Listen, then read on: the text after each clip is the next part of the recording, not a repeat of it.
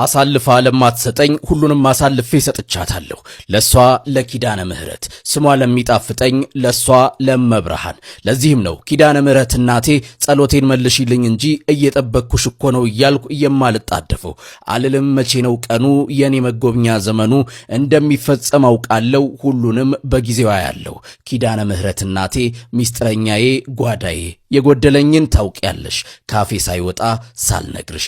ኪዳነ ምህረት ደጄዶ ከልጅሽ ከወዳጅሽ አማልጂኝ ብሏት ሚስጥር ያልተገለጠለት ቋጠሮ ያልተፈታለት ማንም የለም። እስቲ ኪዳነ ምህረት እያላችሁ ስሟን ከፍ ከፍ በማድረግ አመስግኗት። ኪዳነ ምህረት የኛን እንባ ስታብስ የፈረሰውን ቤታችንን ስትሰራ እኛም የሷን ቤት መስራት ይገባናል።